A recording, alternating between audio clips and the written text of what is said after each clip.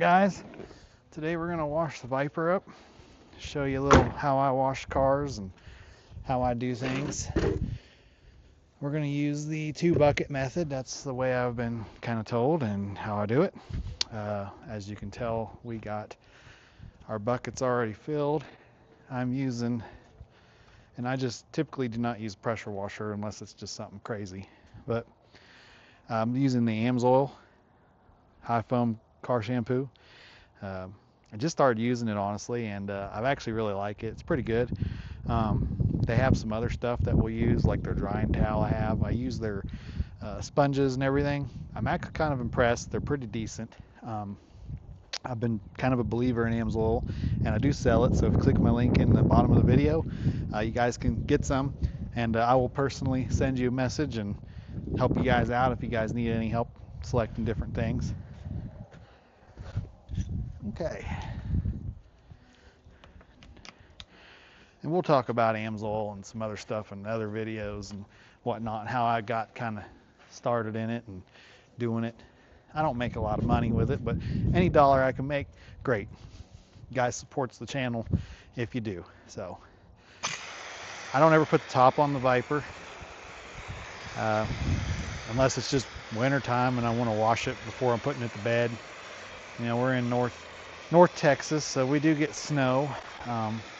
But most time you can drive the car year round anyway. So they do put that salt stuff on the roads. Kind of sucks. So I do got the AMSOIL in here too. Just using this little chemical guys thing you can buy at Walmart for, you know, 10 bucks. Eventually I'll link that in the thing too, I guess, where you can buy these. We're just kind of starting our little YouTube channel, and seems like you guys are kind of interested. I think one of the things that got me kind of interested in doing the YouTube is I had a coworker of mine say, I'd like to live my life just kind of through your eyes a little bit and just see what it's like to be you, you know. And I don't find myself that interesting, but if you guys find me pretty interesting, then I'd like to just kind of show you what it's like and what I do. And sometimes I feel like all I do is wash cars, as many as we have. I just kind of put this down first. It don't have to be the most sudsy stuff in the world, and this stuff does set up really good in a good sprayer, you know. If you guys are into all that, I'm just trying to get the dust off the car. It's kind of what I do in this little thing, is getting the dust down. And then I swap my little nozzles, because I actually prefer the El Cheapo nozzles better than some of the other nozzles out there that you can buy, all them fancy nozzles and everything, but I just don't. So Sutherland's, Home Depot, they sell these little metal sprayers. I'm telling you, none of them, these are the best little sprayers for your garden hose. And I do run an RV filter for the, kind of gets the hard water out of it. We have pretty hard water here in this part of Texas, a lot of calcium. So if you don't get the car kind of cleaned up, it'll leave some spots on there. And so you'll see me kind of run through the drying process and everything. So let me show you my little AMSOIL mitts. Get this thing all lathered up here. Okay. I try to get them as clean as I can. These little AMSOIL mitts, I just got them and they just started making them. They're actually pretty good. They're really soft. I've been using just, you know, cheapo Walmart chemical guys ones. You don't have to get anything fancy to wash your car, but I do like how soft theirs is, and so it kind of feels like, you know, you're gonna save yourself some swirl marks and stuff. I mean, it don't matter what you wash the car with, you're gonna get swirl marks over time. And that's why in my video later, I'm gonna show you how to easily remove those little marks and make your paint shine, make the water bead right off. So I coated this Viper with my little coating, probably October, sometime in the fall. It's got a little PPF on the front bumper. She gets rock chips in it, and guys, don't let rock chips keep you from driving the car. I used to come home and go, damn it, I'd be upset I got rock chips in the car. But now I'm just kind of at the point where, you know what, I don't care what it looks like, as long as it looks good while I'm in the driver's seat. Who cares? I see people crying about their Porsche getting a rock chip in it, and I'm like, you bought a Porsche, you can afford a paint job later down the road. Drive them, you know. I try not to splash water inside, obviously. If you get a little bit, you're not going to hurt this car. It is a Dodge. Another great thing about it is you don't have to worry about spending thousands of dollars if something gets wet inside. I'll tell you, you drive this in the rain, you want to drive it about 95 to 100 mile an hour, and it won't rain inside unless it's a hard rain. So I'll just try to give you the general idea. I use a Chemical Guys Pro Blow. It's kind of cheap, just helps me blow things off. And Amsoil, the drying towel, their new car drying towel. And when it says it does a whole car, it does a whole car and some.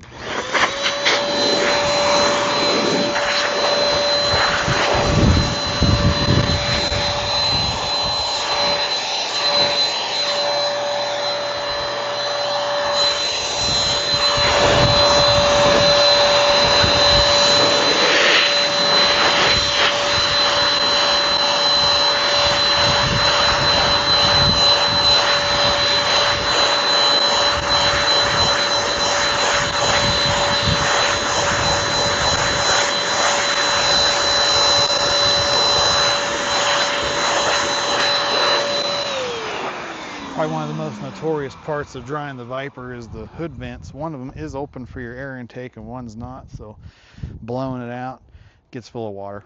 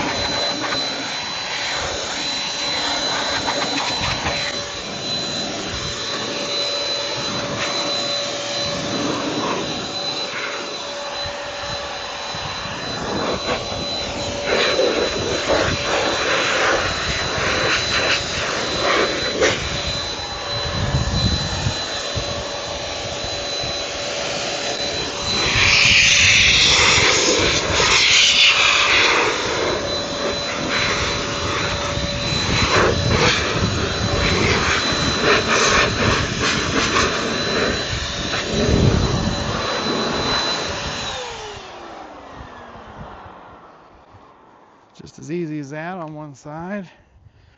I kind of come around here to the other side.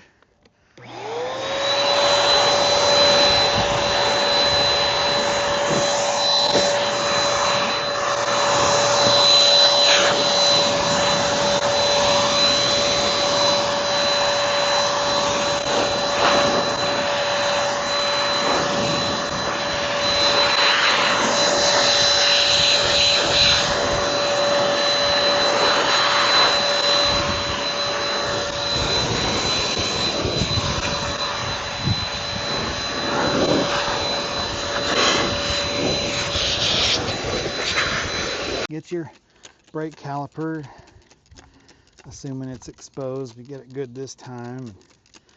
if it's not all exposed the next time, well, hit it real good next time. I try to get it each time. Being it's a black one on this car, it could be dirty and it still looks clean.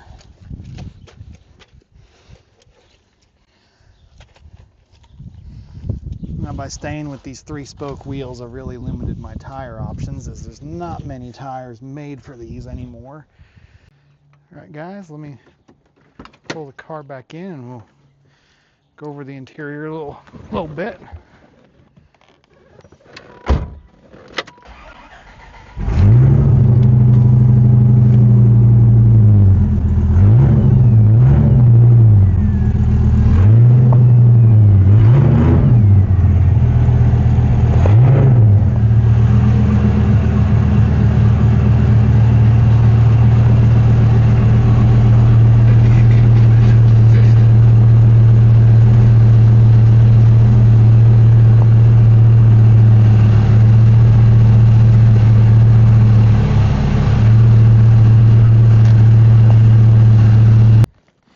I use this Aerospace 303. They're not paying me, but if they would like to, I would love to get a shout out by them too. Maybe a Amazon thing eventually there. And if that's the case, then look for it to be added at the bottom of this video, because I would gladly like to get $1 or $2 for every time I sold one. But all what I'm doing here is anywhere where the water kind of just went on top of the motor, I'm just wiping it. Let me get you guys over here.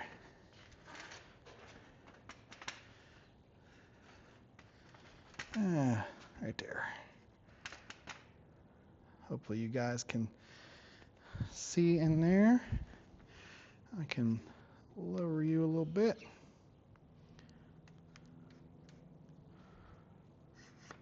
There.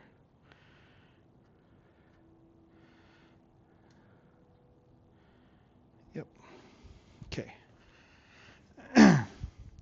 Anyways, what I'm doing here is any water that just kind of slipped between the crack here, I'm just kind of wiping it just so that, you know, I don't go through any crazy amount of detailing the engine here, because the engine's, for the most part, pretty clean.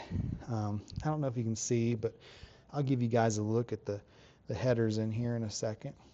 And I just put a little Aerospace 303 on my towel here, and I just kind of go around and just kind of give everything a quick little wipe with it. It does kind of make it shiny. I will say it kind of attracts dust, which where I live sucks, but it just looks good. Keeps the plastic, you know, looking pretty healthy. Especially like the top of these headlights. Sometimes I'll give it a little squirt and then just wipe it. As you see, put a little bit on the headlights. The headlights are a crazy expensive part of owning a Viper. Is if you ever got to replace one of those. Let me give you guys a little go around of the motor. Okay. Here is our Ballinger headers, and we've got our custom made wires. These wires are, I can't remember the guy's name, but he makes these wires custom for Vipers, and I think he does Subarus and a couple other cars. He makes them. We got our smooth tubes. This is actually known back in the day that was about 10 horsepower, and these headers are about 50. I don't know if the wires add anything, but we'll say it's cool. So I haven't dynoed the car, but I would say these cars were typically underrated. So it's probably in the 450 horsepower range. The real power in this motor is just the torque. So there's those headers there. Ballinger headers.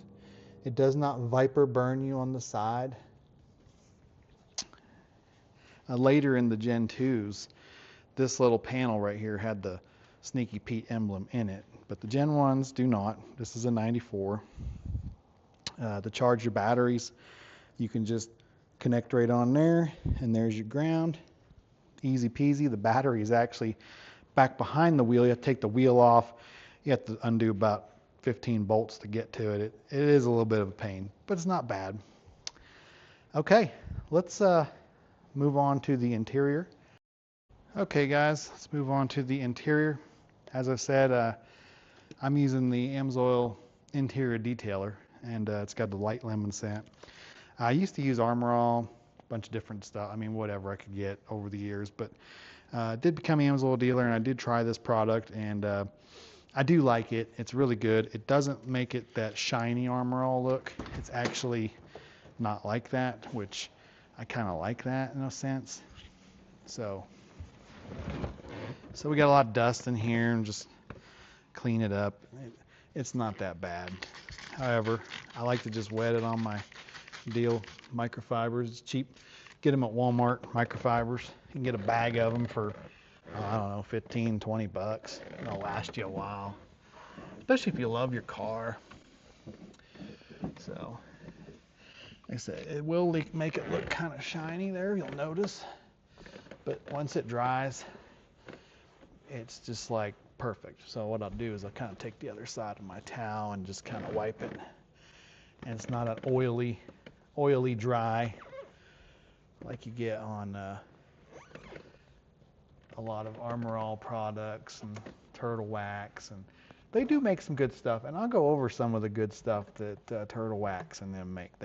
Surprisingly, they have some for budget-minded stuff, and really this Amsoil stuff it may seem expensive, but if you guys have questions, just drop me a message or in the deal, and I'll get with you. Because I can probably get you an even better price if I can. But basically, you just get on that Amsoil and sign up as a preferred customer, and you'll get the best price, and it's worth it. You guys will love it. You don't have to buy it all that often. So one of these days we'll go over the Viper steering wheel. It has little indents right here, and these little indents are perfect. I feel like this car was designed for me, because when you're just cruising and you got your hand right here and it's got these indents, none of the other cars I've had an indent right there. And I tell you what, when you have that little indent and you're just cruising along and you got your hand right here and you're just kind of cruising, I love that. It's just little details in the Viper. You think it's bare bones, but a lot of thought really did go into, this car. I mean, it's essentially a race car for the street. And it is, and it's a lot of fun. It's not slow compared to modern traffic. I mean, you can still outpull Corvettes, if you want. It just depends on the driver, But maybe not the brand new Corvette with that automatic. I mean, but who cares? That automatic, man, it gets boring. I like cars with character. This car has character. People already know that this car has a reputation of crashing and widow making and all that good stuff. I mean, people know that. So